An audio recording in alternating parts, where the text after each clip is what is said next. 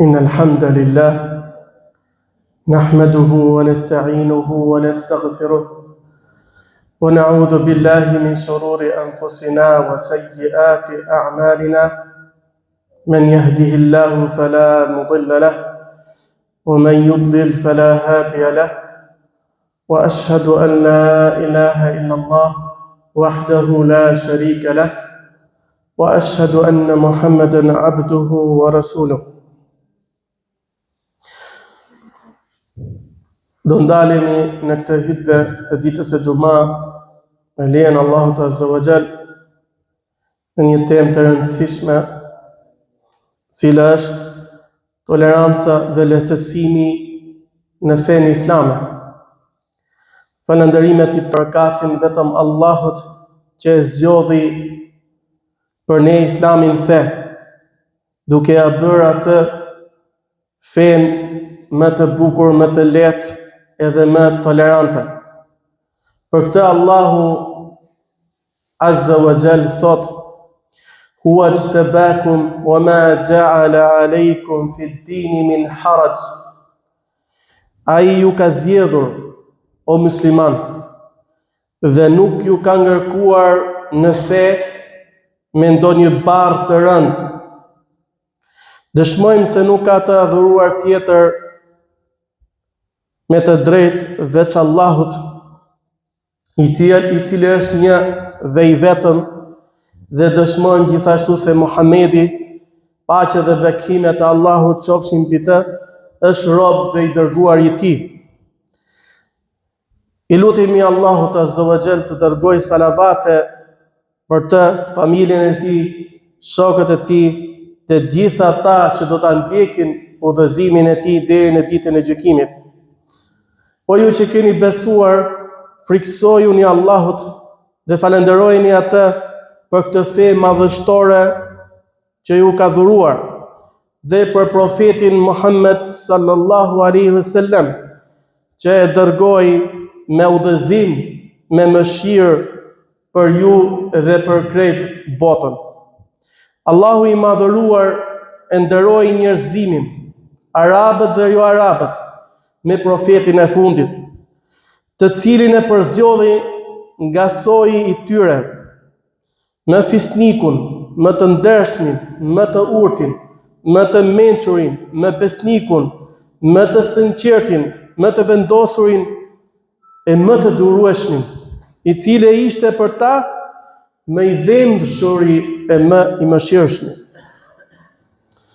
Allahu i madhëruar i dhuroi atij fizik të përkryer dhe shpirt të kulluar, i plotsoi dhuntit dhe mirësitë e tij ndaj Muhamedit alayhi salatu wassalam dhe e ruajti nga mangësitë dhe ligësitë. I dhuroi atij urtësi dhe pushtet, duke mundësuar që nëpërmjet tij të shihnin syt e verbuar, të hapeshin zemrat e bulosura dhe të dëgjonin veshët të shurtër. E besuan dhe e përkrahen ata njerëz të cilët i madhërishmi Allahu Azza wa Jall deshi t'i lumturoj e t'i begatoj, ndërsa i mohuan dhe e përbuzën të gjithë ata njerëz për të cilët ai vendosi t'i ndërshkoj, t'i dënoj, sikur se thot Allahu Azza wa Jall për të tillët: "O men kana fi hadhihi a'ma fa huwa fil akhirati a'ma wa adallu sabila."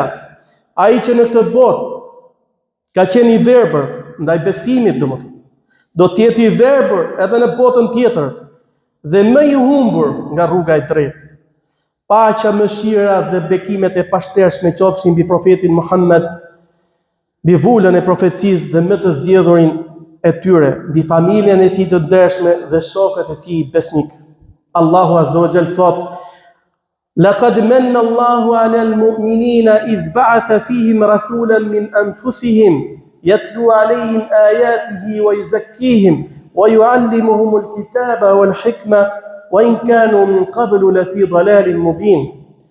Allahu u ka dhënë besimtarëve një mirësi të madhe kur u solli një të dërguar nga gjiri i tyre, i cili u lexon shpalljet e tij, i pastron nga gjunahet dhe u mëson librin, Kur'anin, e urtësinë, diturinë fetare, edhe pse më parë me të vërtetë ata ishin në rrugë krejt të gabuar. Kjo fe që solli profeti ynë Muhammed nga Allahu, Zoti i plotfuqishëm, është feja e mëshirës, e mirësisë dhe lumturisë për të gjithë njerëzimin. Nuk ka ndodhur që njerëzimit të jetë dhënë një fe më përmbledhëse, më e plotë dhe më e pastër dhe më e lartë dhe më tolerante se feja islame. Për këtë fe Allahu na ka porositur të kapemi fort pasaj deri në vdekje. Prandaj urdhëron dhe thot Allahu Azza wa Jall: "Ya ayyuhalladhina amanu ittaqullaha haqqa tuqatih wa la tamutunna illa wa antum muslimun." O ju që keni besuar, friksojuni Allahut ashtu siç ai e meriton ti friksoheni dhe mos vdisni ndryshe, por vetëm se duke qenë musliman. Ibrahimi së bashku me djalin e tij Ismailin, ndërkohë që ishin duke ngritur muret e Qabes, e lusnin Allahun e madhëruar duke thënë: "Rabbana waj'alna muslimain lak wa min dhurriyyatina ummatan muslimatan lak wa arina manasikana wa tub alayna innaka antat tawwabur rahim." O Zoti ynë, na bëj ne të dyve të përulur ndaj teje, pra të përulur musliman, sepse musliman do të thotë i përulur. Bëj që edhe pasardhësit tanë të jenë të tillë të përulur ndaj teje. Tregon arritet e haxhit dhe pranoje pendimin ton, se padyshim ti je pranuesi i pendimit dhe ti je i gjithë mëshirshëm. Në një ajet tjetër Allahu Azza wa Jall thot: "Wa wassa biha Ibrahimu banihi wa Yaqubu ya baniya inna Allaha astafa lakumud-din fala tamutunna illa wa antum muslimun." Ibrahimi i porositi fëmijët e tij me këtë fe, pra me Islamin. E po ashtu edhe Jakubi i porositi fëmijët e tij: "O bijtë mi, pa dyshim Allahu ka zgjedhur për ju fenë e vërtet, pastaj mos vdisni ndryshe, por veç se duke qenë musliman të nënshtruar ndaj Allahut Azza wa Jall." Pra Islam besimtar do të thotë ti dorëzohesh Allahut duke adhuruar atë një të vetëm, ti bindesh atij me nënshtrim, me përulësi dhe të largohesh nga idhujtaria dhe idhëtarët e saj. Nuk ka dyshim se Islami është feja të gjithë profetëve. Dëgjoni fjalët e Nuhut alayhis salam, se si shprehet ai duke thënë: "Wa umirtu an akuna minal muslimin." Unë jam urdhëruar që të jem prej atyre që i nënshtrohen Zotit, pra prej muslimanëve. Dërsa Musa alayhis salam thot: "Wa qala Musa, ya qaumi in kuntum amantum billah fa alayhi tawakkalu in kuntum muslimin." Musa i tha: "O populli im, nëse i besoni Allahut, atëherë tek ai mbështetuni nëse jeni musliman, nëse jeni të nënshtruar ndaj tij." Në kuptimin e tij të përgjithshëm, Islami përfshin të gjitha legjislacionet, pra të gjitha ligjet e Allahut, të gjitha ligjet e Zotit, që ai dërgoi nëpërmjet profetëve të tij. Ndërsa fraza musliman nënkupton të gjithë popujt dhe të gjithë njerëzit që kanë ndjekur profetët e dërguar nga Allahu.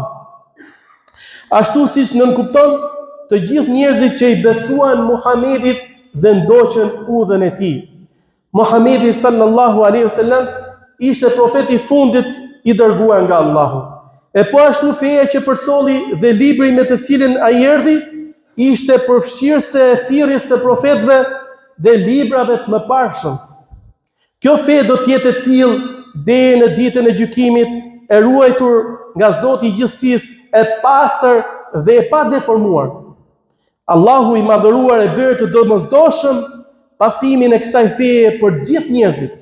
Për këtë arsye në një ajet fisnik ai thotë: "Wa man yabtaghi ghayra al-islami dinan falan yuqbala minhu wa huwa fil akhirati min al-khasirin." Kush kërkon fe tjetër përveç Islamit, atij nuk do t'i pranohet dhe ai në botën tjetër do të jetë i dëshpëruar, i humbur dhe i dështuar. Gjithashtu thot Allahu, inna ad-dina inda Allahi al-Islam. Feja e pranuar tek Allahu është vetëm Islami. Vëllezër besimtar, Allahu i madhëruar i ka liruar nga barrat e rënda dhe vështirësitë ata që besojnë dhe e pasojnë këtë fe. Islami që shpalli dhe praktikoi Muhamedi alayhi salatu selam në lidhje me dispozitat, pra detyrimet, është shumë më tolerant dhe shumë më i lehtë krahasuar me ata që ishin urdhëruar profetët para tij, edhe pse në esencë besimi është i njëjtë.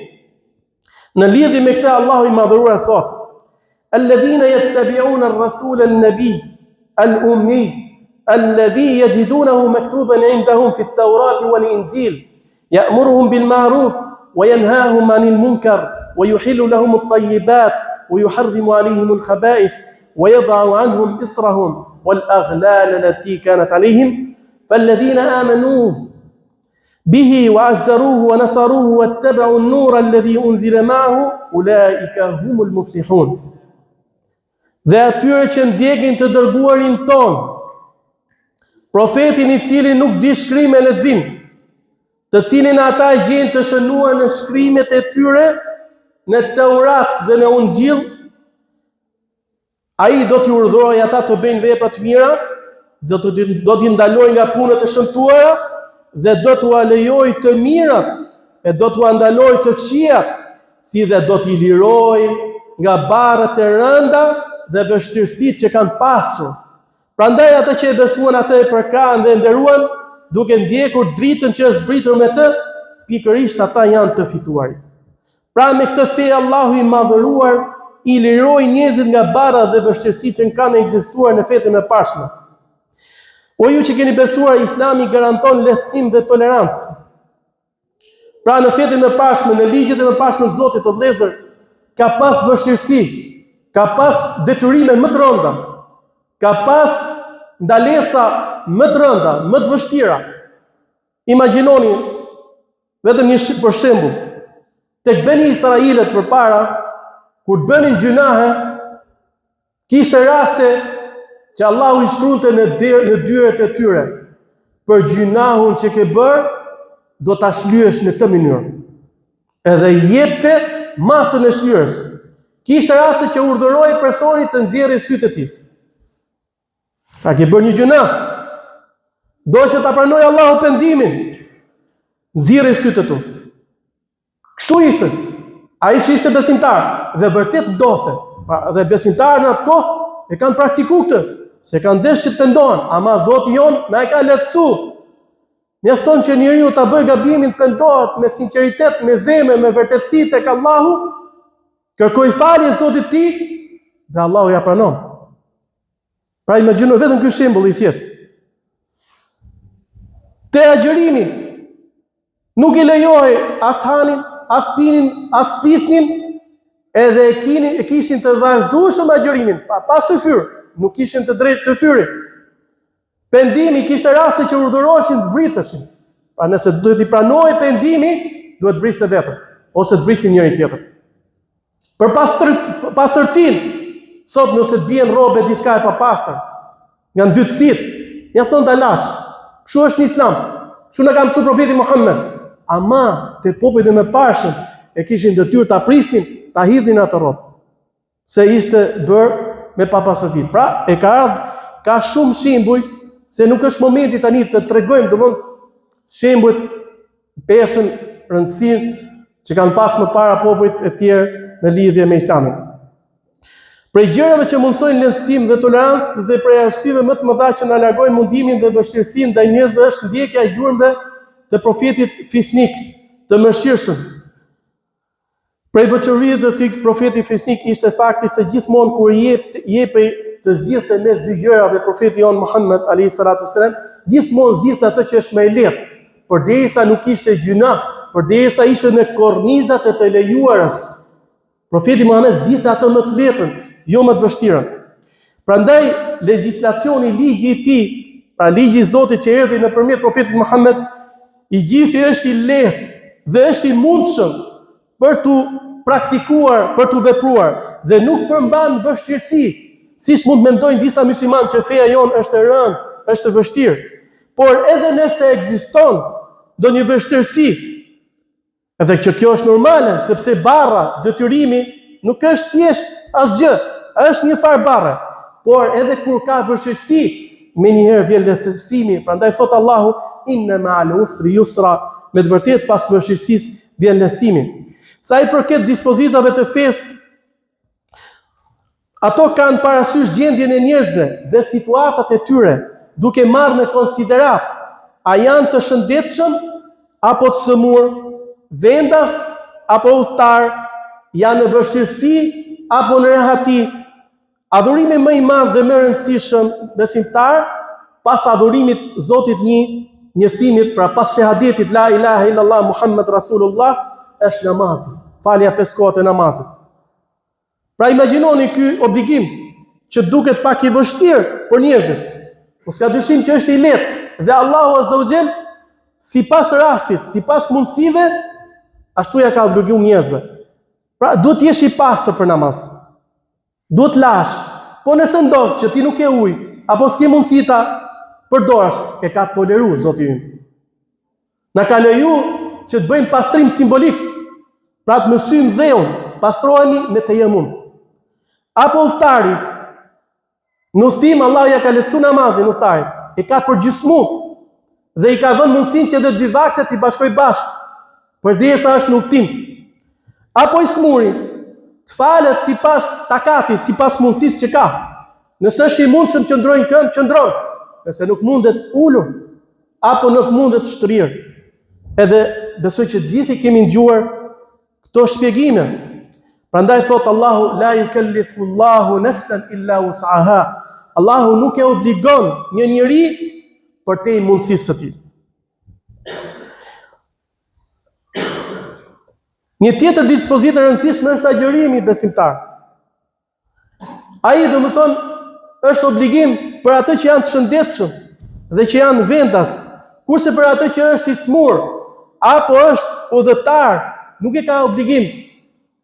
Por këto ditë të cilat i ka lënë, ai mund t'i kompensojë më pasi që mbaron Ramazani. Prandaj thot Allahu Zoti ynë, "Faman shahida minkumu-sh-shahra falyasumhu, wa man kana maridan aw ala safarin fa iddatun min ayamin ukhra. Yuridu Allahu bikum al-yusr wa la yuridu bikum al-usr."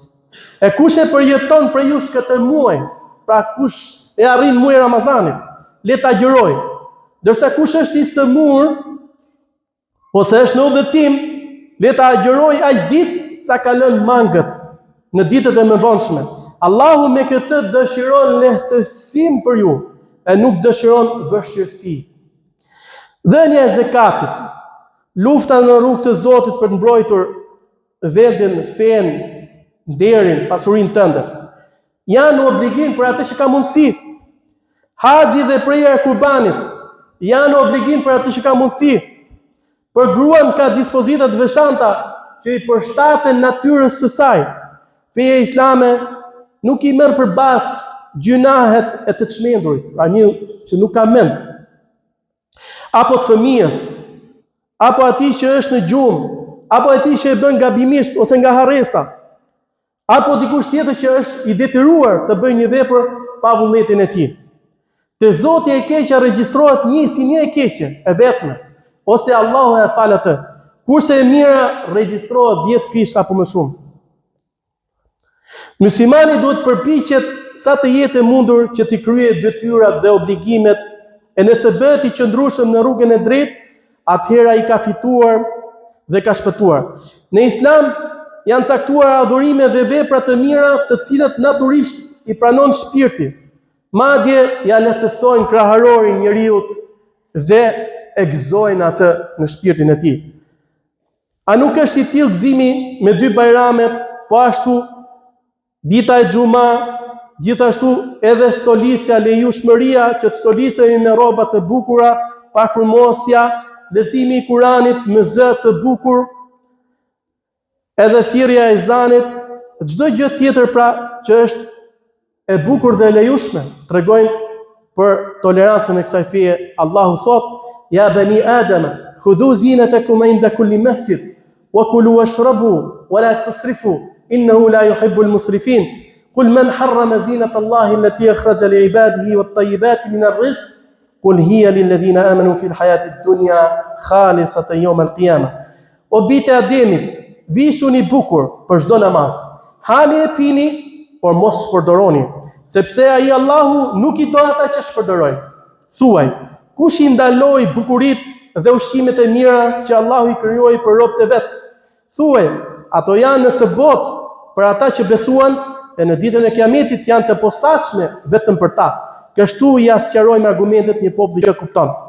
Kështu pra vëllezër të nderuar, Allahu i madhëruar thot: "Huwa ijtabakum wa ma ja'ala alaykum fi ad-din min haraj." Ai ju ka përzgjedhur ju, pra ju ka përzgjedhur ju o musliman dhe nuk ju ka ngarkuar në fe me një barë të rëndë. Gjithashtu thot: "Yuridu Allahu bikumul yusra wa la yuridu bikumul usra." Allahu dëshiron lehtësinë e nuk dëshiron vështirësinë për ju. Gjithashtu po e mbyllim të pjesën e parë të hutbes me një nga ajetet madhështore të Kur'anit në fundin e surës Al-Baqara, ku thot Allahu: "La yukallifu Allahu nafsan illa wus'aha, laha ma kasabat wa 'alayha ma iktasabat. Rabbana la tu'akhidna in nasina aw akhta'na. Rabbana wa la tahmil 'alayna isran kama hamaltahu 'ala alladhina min qablina. Rabbana wa la tuhammilna ma la taqata lana bih. Wa'fu 'anna waghfir lana warhamna anta maulana fansurna 'ala al-qawmi al-kafirin." Allahu nuk ngarkon askënd për te mundësive të veta. Atij njeriu i takon ajo që e fitoi dhe atij i bie ajo e keqe që e meritoi. Zoti ynë mos na dëno nëse harrojmë ose gabojmë. Zoti ynë mos na ngarkon edhe barë të rënd, siç i ngarkove ata para nesh. Zoti ynë mos na ngarkon me atë që për të cilën nuk kemi fuqi dhe na i mbulotën qijat, na fal dhe na mëshiro. Ti je mbrojtësi ynë, pra na ndihmo kundër popullit pabesimtar. Elus Allahun Azza wa Jall me begatoj mua dhe ju me Kur'anin fisnik dhe me mësimet dhe urtësitë e pafundme që gjenden në të. I kërkojmë falje Allahut për mua dhe për ju, dhe ju kërkojni falje se me të vërtet ai është falësi i gjithë mëshirshëm. Alhamdulillahi Rabbil Alamin, wal aqibatu lil muttaqin, wala udwana illa ala adh-dhalimin, wa ashhadu an la ilaha illa Allah wahdahu la sharika lah, wa ashhadu anna Muhammadan abduhu wa rasuluh. O ju që keni besuar, disa njerëz abuzojnë me konceptin e tolerancës islame, duke i lejuar vetvetes praktikimin e harameve dhe braktisjen e detyrave fetare me pretendimin se feja është e lehtë dhe tolerante. Realisht feja është e lehtë, sepse udhëzimet dhe dispozitet e saj janë të mira e të drejta të dobishme. Por nganjëherë kjo fjalë keq përdoret nga disa njerëz, të cilët nuk kanë njohuri të saktë e të plotë rreth fesë dhe madje mund themi se nuk kanë edhe lartësinë e duhur të frikë respektit ndaj Zotit të tyre, Allahut të plotfuqishëm. Lehtësia dhe toleranca e fesë nuk nënkupton braktisjen e detyrimeve dhe bërjen e punëve të këqija. Përkundrazi, kuptimi i saj është që njeriu të kalojë nga një adhurim i vështirë në një adhurim më të lehtë, sa herë që ekzistojnë arsyet për ta bërë një gjë të tillë. Nuk është lehtësim kur dikush e paraqet tolerancën e Islamit para armiqve të Islamit, kurse vetë është i zhveshur, pra para jo besimtarëve do të hiqet si tolerant. Kurse vetë është i zhveshur nga çdo normë e Islamit, e nga ana tjetër është maksimalisht i ashpër ndaj njerëzve fetar, besimtar të devotshëm. Madje pretendimin e lehtësimit ndonjëherë e shfrytëzojnë si mjet për luftë kundër njerëzve fetar, apo kundër vetë fesë dhe parimeve të saj në tërësi. Kushdo që e lën një detyrim nga pamundësia për ta kryer atë, por që e ka dëshirën, njetin, vullnetin për ta kryer, kur do të ketë mundësi, ti njeriu i shkruhet shpërbimi njësoj sikur ta kishte vepruar atë punë. Të lësh një dispozit nga pamundësia është tjetër. Mirë, po ta lësh qëllimisht e pa arsye është diçka tjetër. Kështu pra, lehtësimi në fe nuk do të thotë të braktisësh detyrimet apo të veprosh të ndaluarat, përkundrazi, ai që vepron kështu do ashta meriton dëshkim nga Allahu në dynja dhe në ahiret. Në njëri tillë sa herë këshillohet që të përmbahet dispozitave dhe urdhëresave të fesë, shprehje duke thënë, feja nuk është në paraqitje, në manifestim, por në zemër.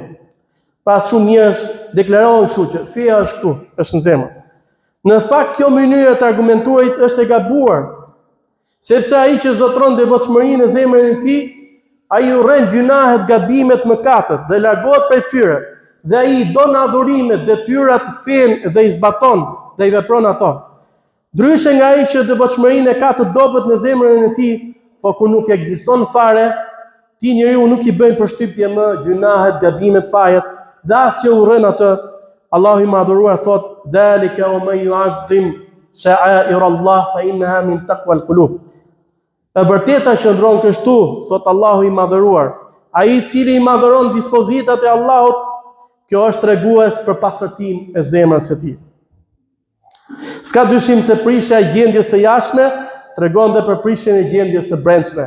Ka dyshim që devotshmëria rrënjët e saj i ka në zemër, sepse profeti jon Muhammed alayhi salatu wasalam ka thënë, vërtet në trup është një copë mishi, pra që është zemra, e cila nëse përmirësohet i gjithë trupi përmirësohet, edhe nëse ajo do më thënë prishet, i gjithë trupi prishet. Pra nëse zemra është e mirë, edhe gjymtyrët veprojnë mirë, nëse në brendin e tij njeriu është i keq, edhe veprimet i ka të këqija. Elusim Allahun t'i përmirësojë zemrat tona, ta bëjë të qëndrueshëm në të vërtetën. Zoti ynë mos i lejo zemrat tona të shmangen nga e vërteta pasi na ka udhëzuar në rrugën e drejtë, dhe na jep prej mëshirës tënde vërtet ti je dhuruesi i madh. O Allah, fali besimtarët dhe besimtarët, ata që janë të gjallë prej tyre dhe ata që kanë ndëruar jetë. O Allah, ndihmoje Islamin dhe muslimanët dhe poshtroje ata që armiqsojnë Islamin dhe muslimanët. Lutja jone fundit është paqja dhe lavdia Allahut qofshin mbi dërguarin e Allahut Muhammedin alayhi salatu wassalam, mbi familjen e tij, shokët e tij dhe gjithë ata që e ndjekin rrugën e tij deri në ditën e gjykimit.